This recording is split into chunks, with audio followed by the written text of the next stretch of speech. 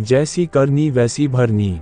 दोस्तों कहते हैं ना कि इंसान जैसा कर्म करता है उसे उसका वैसा ही फल भी मिलता है। अगर आपने अच्छे कर्म किए होंगे तो आपको उसका अच्छा फल मिलेगा और आपने बुरे कर्म किए होंगे तो आपको उसका बुरा फल मिलेगा। अगर किसी के साथ कुछ बुरा होता है तो लोग कहते हैं कि इसने पिछले जन्म में जरूर कुछ बुरा किया होगा इसलिए उसके साथ ऐसा हुआ है, और अगर किसी के साथ कुछ अच्छा होता है तो लोग कहते हैं कि इसने पिछले जन्म में जरूर कुछ अच्छा काम किया होगा इसलिए इसके साथ आज ये अच्छा हुआ है। देखा जाए तो आज के ज़माने में इंसान को अपने इस जन्म का हिसाब इसी जन्म में ही चुकाना पड़ता है, क्योंकि पहले के समय में भगवान नोटबुक पेन लेकर के हिसाब करते थे इसलिए उन्हें हिसाब करने में देर लगती थी, लेकिन आज के ज़माने में भगवान के पास भी लैपटॉप आ गया है तो उन्हें इंसान के कर्म का फल देने में यानी कि हिसाब करने में देरी नहीं लगती है। आज की ये कहानी जैसी करनी वैसी भरनी भी उसी के बारे में है। तो दोस्तों वीडियो को लास्ट तक जरूर देखना और वीडियो को लाइक और सब्सक्राइब करके घंटी पर जरूर क्लिक कर देना। तो दोस्तों एक बार एक व्यक्ति को रास्ते में यमराज मिल जाते हैं। वो व्यक्ति उन्हें पहचान नहीं पाया। यमराज ने उस व्यक्ति से पीने के लिए पानी मांगा। उस व्यक्ति ने बिना कुछ सोचे और बिना एक भी क्षण गंवाए यमराज को पानी पिला दिया। पानी पीने के बाद यमराज ने उस व्यक्ति को बता दिया कि वो उसके प्राण लेने के लिए आए हैं, किंतु उस व्यक्ति ने यमराज की प्यास बुझाई है इसलिए वो उन्हें अपनी किस्मत बदलने का एक और मौका देते हैं।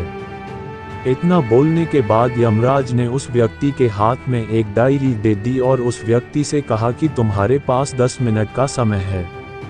इस डायरी में तुम जो भी लिखोगे वही सच हो जाएगा, लेकिन ध्यान रखना कि तुम्हारे पास केवल 10 मिनट ही है।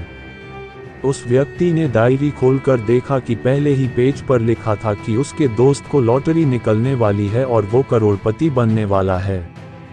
उस व्यक्ति ने डायरी में लिख दिया कि मेरे दोस्त को लॉटरी ना निकले, और अगले पेज पर लिखा था कि उसका एक रिश्तेदार चुनाव जीतकर मंत्री बनने वाला है। उसने वहां पर लिख दिया कि मेरा रिश्तेदार चुनाव हार जाए।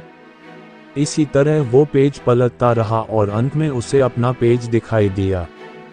जैसे ही उसने कुछ लिखने के लिए अपना पेन उठाया कि यमराज ने उस व्यक्ति के हाथ में से डायरी वापस ले ली और कहा, ली वत्स तुम्हारे 10 मिनट अब खत्म हो गए हैं, अब कुछ भी नहीं हो सकता है।